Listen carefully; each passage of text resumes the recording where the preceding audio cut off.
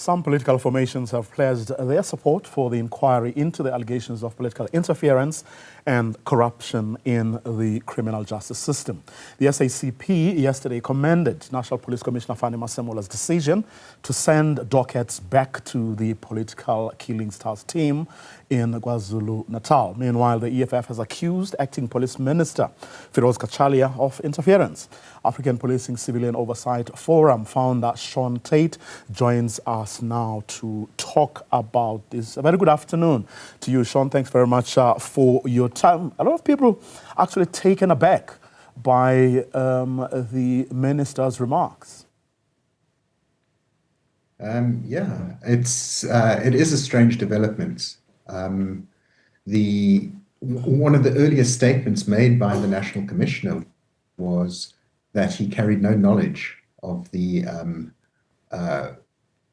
withdrawal of those dockets from the political killings task team in KwaZulu-Natal, and so, returns them. And I think it's within his operational prerogative to be able to do so. For the minister to step in does seem strange.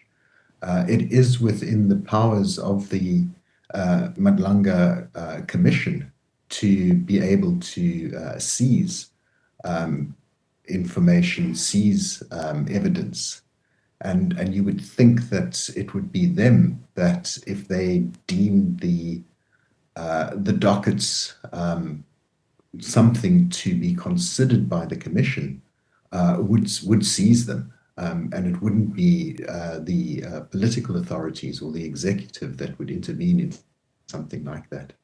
Well, the minister is adamant that it falls within his executive responsibilities.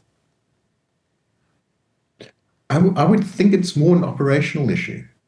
These are active investigations, and it's within the prerogative of the National Commissioner to be able to pursue all operational matters related to the South African Police Service. There are other mechanisms that are available in these extraordinary times to be able to review those dockets and take forward the work of the Commission. But those are the powers of the Commission, and I would argue not the powers of the executive. Because, if you were to give him the benefit of a doubt, would you say that perhaps he went ahead of himself, so to speak? The National Commissioner? Or no, the minister. The minister. I think it's something that probably could have been resolved in a conversation, communication between the National Commissioner and the acting minister. And it's unfortunate that those channels weren't exhausted. I would hope that they were exhausted to be able to understand quite clearly what the intention was and the process to be followed. What does it suggest about the relationship between the two of them, the minister and the National Police Commissioner? Look, I think this calls for very calm heads. We need to think through these situations very carefully, and it is politically charged, and it is a very serious situation facing the country and the South African police services, and it calls for calm heads in terms of how we respond to something like this.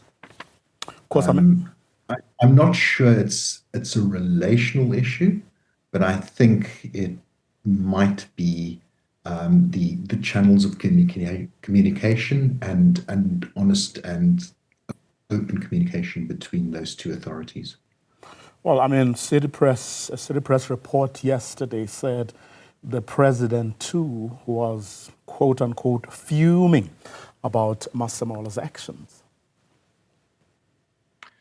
Again, I think